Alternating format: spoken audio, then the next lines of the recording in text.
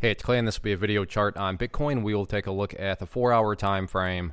Real quick, what do I mean by 4-hour in case you may be new to charts? Instead of each one of these candlesticks here representing 1 day's worth of price action, which is what you would normally see, each one represents 4 hours. So while this here may look like a few weeks worth of time, it's basically just the weekend broken down into 4-hour time slices. I like to this time frame. I think does a good job of telling the quote-unquote story of the price, and then makes mapping out levels of support and resistance a bit easier to see. I don't mean to state the obvious, but I will anyways. Absolutely crazy, past several hours here. And as I talk right now, the price is actually pulling back. And I say as I talk because remember, crypto markets are open 24/7. So if you're watching this video 20 hours from now, yeah, the chart's going to look different. So my goal here is to keep this video relevant for as long as possible. And in order to do that, I'm going to just talk about more so general levels and then walk you through some questions that you can ask yourself. And based on how you answer those questions, that'll dictate, kind of whether or not, the chart is kind of still currently bullish or bearish or what have you. So the first thing I want to do is just a little house cleaning. Get rid of these lines down here. Sure, they still pertain. They're just not relevant right now. And from a presentation standpoint, I don't want to risk having, lines all over the place and cause clutter and confusion. So just want to try to keep this as clean as possible.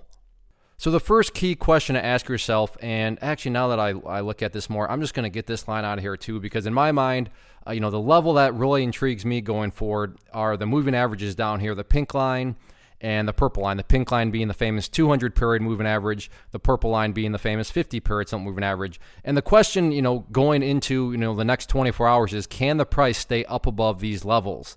Why is those areas so important? Well, I'm not saying this is what's going to happen, but let's say that the price were to actually come down to those areas, break down through them, and then just continue to separate to the downside. At that point in time, you would literally have the price right back inside of that range where it was before the big move started. And not to insult your intelligence, but price movements that go back to where they were, not exactly a sign of true strength. Whereas let's say the price does something like this over the next 24 hours, where the price comes down here, goes sideways, and then start to work its way back upwards. Well, what would you have in this situation? You'd have a set of lows right here.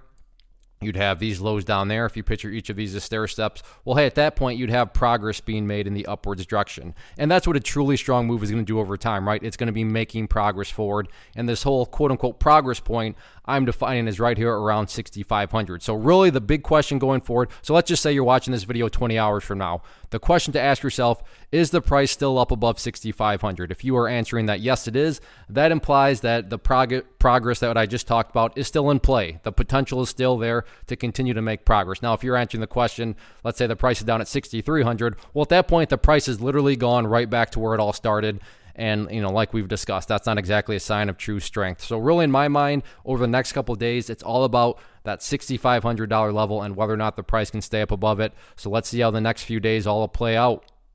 One of the biggest questions that I get is, hey Clay, how do you find the stocks that you trade? So what I've done is put together a free resource guide where I talk about the tools that I use to locate stocks that I find interesting and think may have potential. So if that sounds like something that could add value to you as a trader, then click on the image that is up on the screen right now and I will email you the guide. The guide itself is very short and to the point, and best part, it's completely free. Thanks for watching the video. Let me know if you have any questions.